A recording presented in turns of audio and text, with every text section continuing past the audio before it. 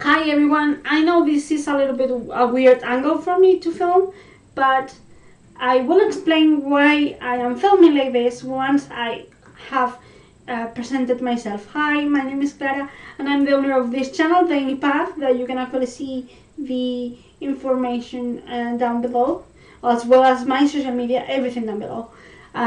This is a bilingual channel, therefore you will be able to find either English videos like this one or Spanish videos, because Spanish is actually my mother tongue. So the thing is that you will have a duplicate of everything except the interview section of authors that I interviewed before, or the unboxing space section that is obviously only one video per box, because I'm not going to open a box twice. But I will subtitle every video that I cannot actually duplicate or replicate. But today I wanted to introduce myself in order for you, if you're new, to subscribe if you like this content, and even give it a like, whatever you think is best. And also, if you subscribe, please don't forget to click the bell so YouTube remembers to notify you when I'm uploading. As I was saying, today is a very special day because I'm going to launch a different section in this channel, which is going to be referring or talking about TV or movie adaptations of books.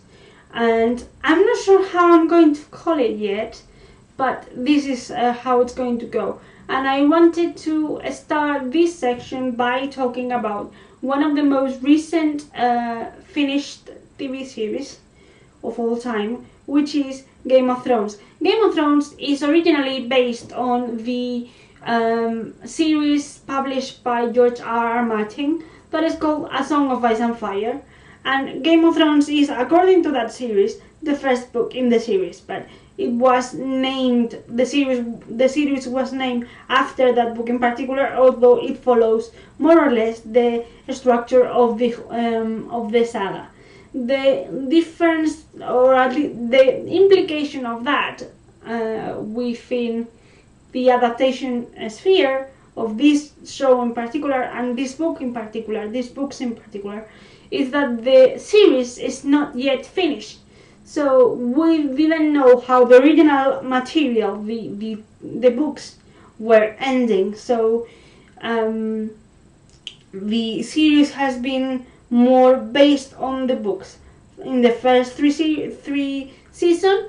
However, after the first season, the story told in the TV show diverged or changed a little bit, taking in, or if we compare it to the proper books.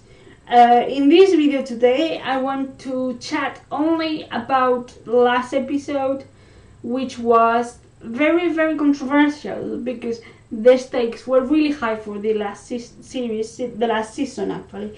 And it was very controversial in the sense that not all the people were happy about it. And I wasn't completely happy about it, but I found three aspects that I wanted to chat with you about. However, this is going to be a spoilery video, and I want to actually say it here. I will say it as well on the title if you can see it.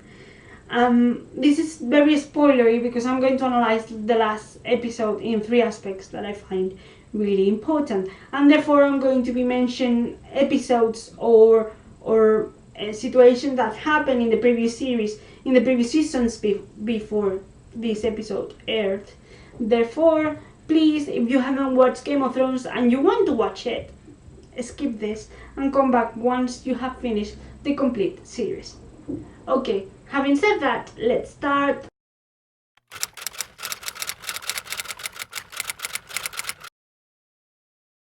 I'm going to try to recap everything that happened in Game of Thrones very, very badly. So when I got to the analysis of the last episode, everything has sense. In Game of Thrones, we meet this world called Westeros, that is supposed to be a medieval setting, kind of Europe. You have other continents that are far away, separated by the sea. But in Westeros, you have this medieval setting, as I said, where we meet several houses, several noble houses that are following or respecting or they're actually following a certain king called Robert Baratheon. Robert Baratheon is the king of Westeros because he, a few years ago, he started a rebellion against the previous king, which was from another house. He rebelled against his king because the person he was about to get married to, his fiance, was, according to what is told in the story, was kidnapped by the king's son, so the prince, Rhaegar Targaryen. So knowing that, he started a rebellion because, according to the story, the prince Rhaegar Targaryen killed Lyanna Stark, Robert's fiance. So Robert reunited all these people that he felt close to, and started the rebellion and started as kind of a civil war that ended up being a complete bloodshed. But he managed to kill almost all the Targaryens, because we later on are going to discuss that. And he took the throne. He became king after that rebellion. So at the beginning of the story, at the beginning of the show, we meet the Starks. The Starks are the northern family. They are very close to Robert because Lyanna Stark, Robert's first fiance, the one that died during the kidnapping and following rebellion, is actually the sister of the Lord in the North, Eddard Stark. Eddard Stark now lives with his family, which are his wife, Catelyn Stark, his elder son, Robb Stark, his elder daughter, Sansa Stark. Then we have Arya Stark, also his daughter, Brandon Stark, and Rickon Stark. Those are all the Stark kids. So apart from that, we have Jon Snow, who is actually apparently the son of Eddard Stark with another woman. So he's a bastard, and because they live in the north, the name or the surname that the bastard receives is Snow. When the series starts, Robert Baratheon, very mature, Robert Baratheon arrives to this northern place called Winterfell, which is where the Stark house is based, because he wants to present a plan to Eddard Stark.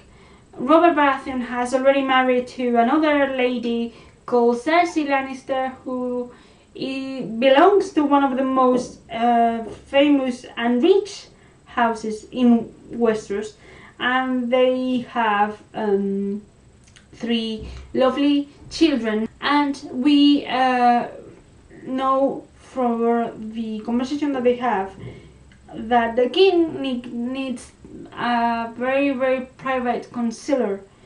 He needs the hand of the king, which is the highest position a nobleman can have, because that means that when the king is not available, he will rule on his behalf.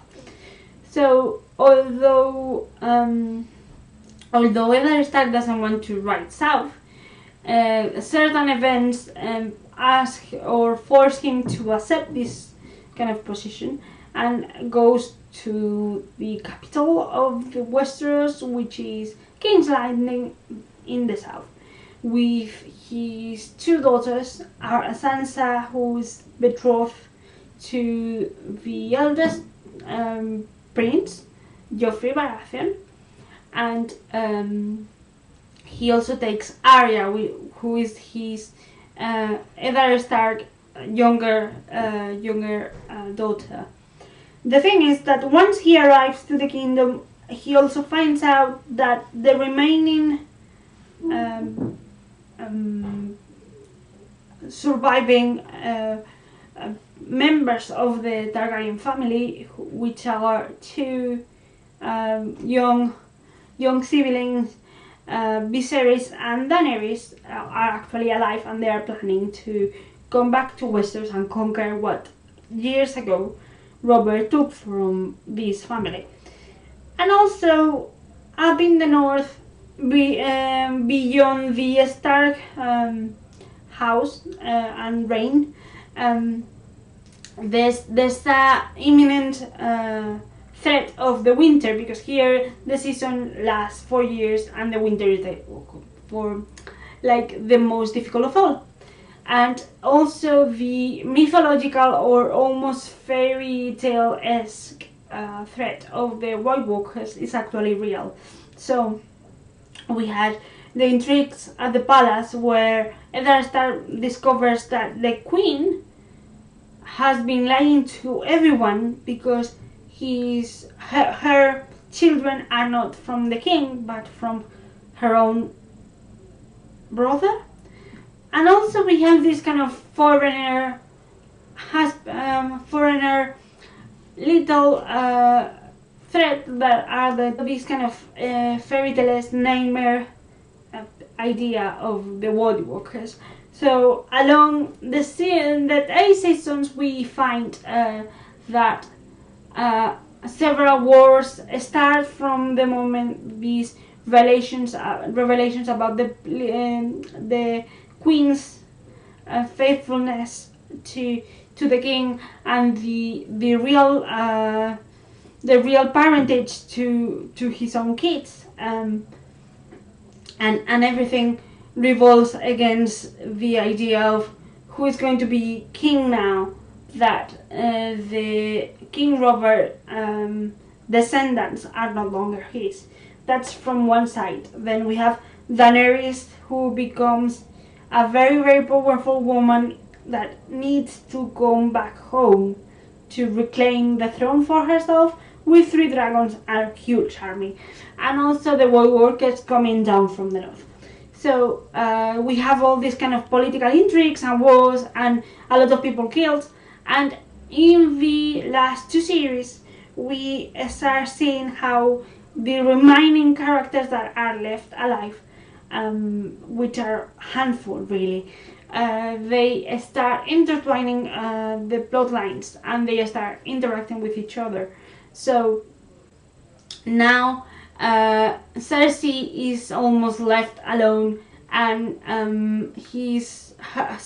her 2 siblings, Jaime Lannister, who is the one that she was having an affair with, a really long affair, and also Tyrion Lannister, who is the one that she despised the most, the person that she despised the most, are away from her, one trying to become a better man and the other one supporting the Dragon Queen Daenerys Targaryen, who is coming to retake what was taken from her family.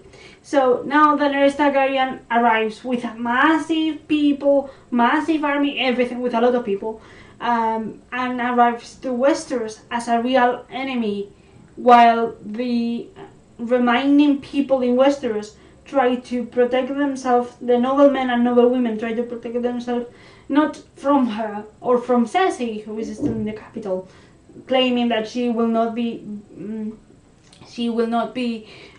giving up the power, but they are trying to protect themselves from the White Walkers that are kind of zombie eyes kind of effect. When all these characters start to cross paths, we see that Jon Snow has become, with the help of his sisters Sansa and Arya, has become the king in the north, helping the north to be as independent as they can, because they've been conquered several times from people or by people who were not Stark and were abused several times alongside, for example, Sansa, who is the representation of the north, because she is the one that suffer all the abuse from the political intrigues, and also she was moved, or she had to flee from King's Landing, and she was practically sold to other houses that betrayed the Starks initially. And well, we have the North that doesn't want to belong or doesn't want to kneel in front of anyone, and then we discovered in this almost last season that the new head of the North, as I said, Jon Snow, had to come back to the Dragon Queen, Daenerys Targaryen, once she stepped into Westeros, because he needed her help and her army and her dragons to actually defeat the horror of the White Walkers that were coming to destroy us all, because they cannot be killed, but the fire and other certain very specific steel from different swords can actually kill them.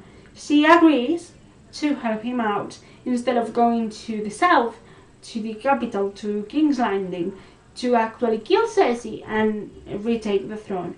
She agrees to stop here, to make a little stop and kill the White Walkers, just because she wants the North submission. She wants the North support, and Jon Snow has to bend the knee, basically, and say the king, the North will follow you, basically. This decision leads to problems in the last season because, as I told you before, the North doesn't want to have another king or queen from outside the North, from outside the Stark preferably.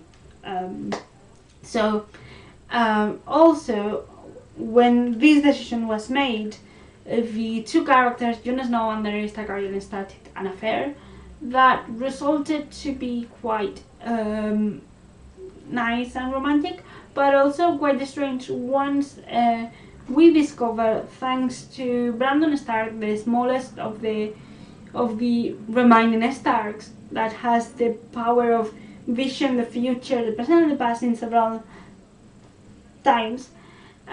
He goes to the past and sees somehow that Jon Snow is not a bastard from Ned Stark, but a rightful Stark of its own, because he is the result of the love and marriage between Rhaegar Targaryen and Lyanna Stark, because they love each other and they had a kid. The problem of this is that this will make Aegon Targaryen, according to how they wanted to name him, a proper king in Westeros, more king or more rightful heir of the crown than Daenerys, because although she is the one that claiming that she wants the crown and the throne, he is a male, and in medieval times male and women didn't have equal rights when it comes to inheriting a crown. So this was complicated. What happened in the last series? In the last series, Daenerys Targaryen, along other stuff, started losing everything she had. She lost two of her dragons, supporters and friends, and she landed in the North where she didn't feel love, and she was very focused on, I need to have the support and I need to be loved as I was before because I'm the rightful queen. In this series, because of all the support that she loses and the kind of coldness of the people in the North, Daenerys Targaryen starts to lose it. She basically goes a bit wild when she attacks King's Landing in the way she planned to attack it, but she always said in previous series that she will not attack a city when civilians and people that were not involved in the political intrigues were going to be harmed.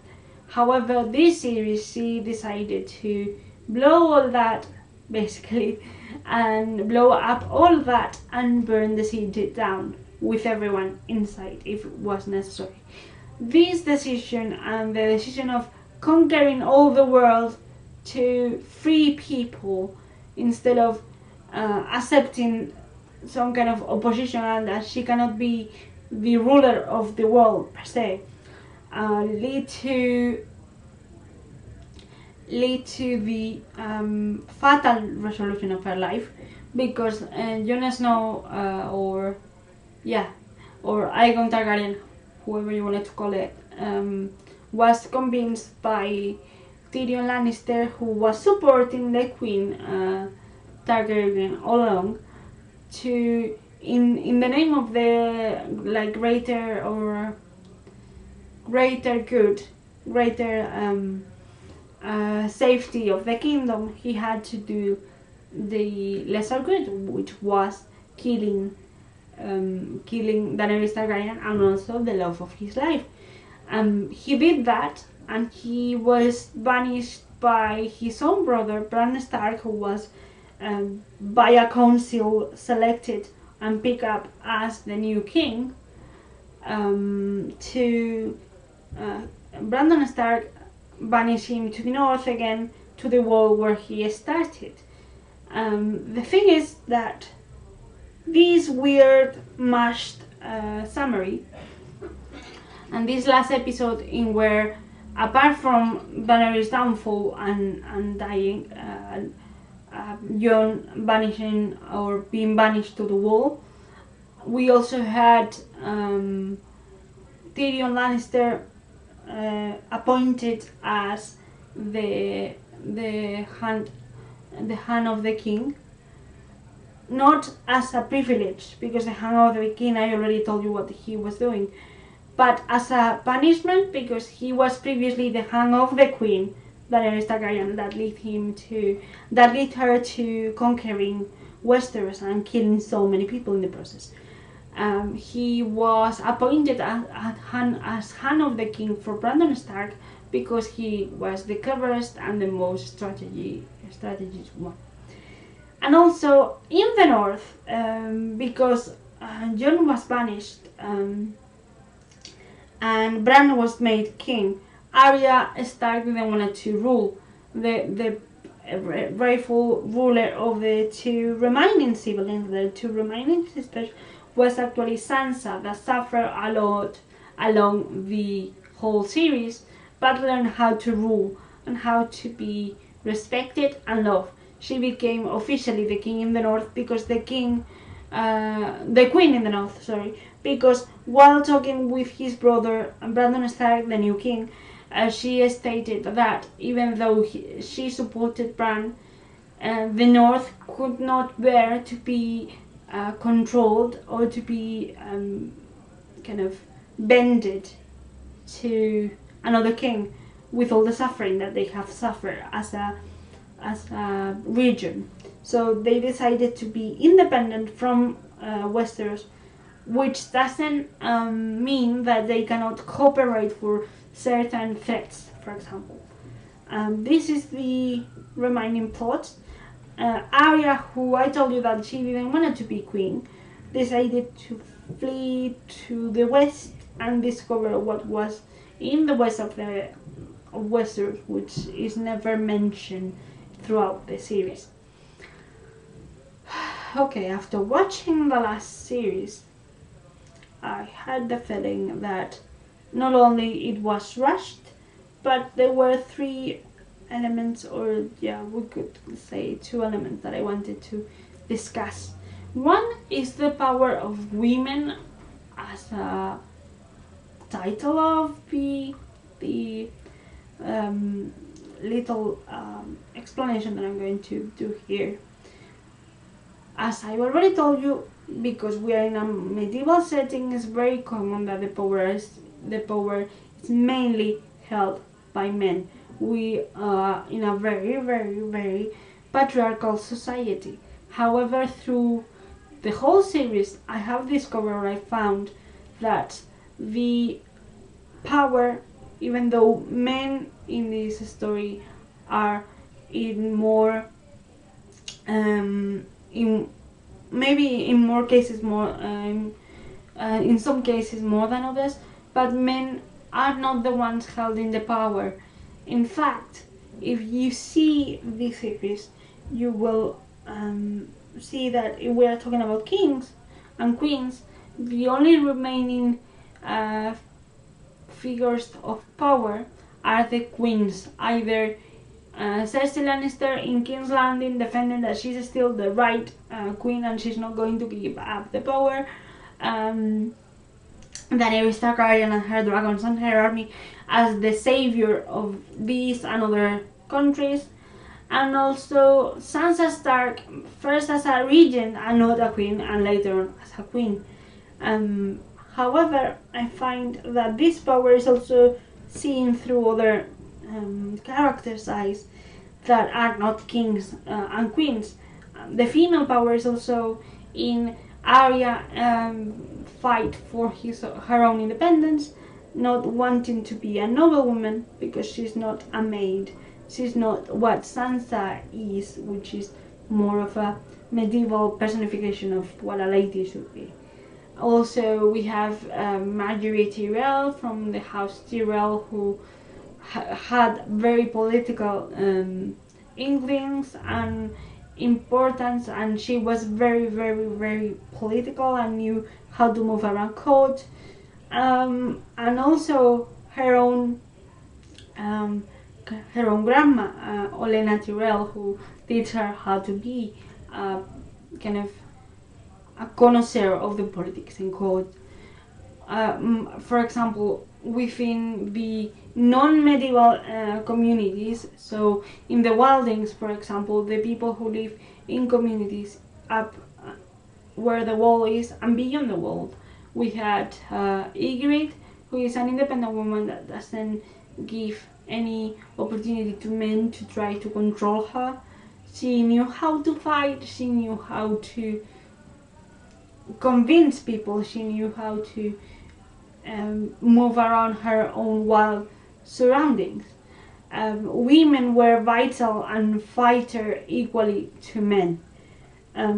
However, I found that even though I love the Stark and I fully support House Stark, so this is Arya, Sansa, Bran, also Jon, if we consider the side Stark.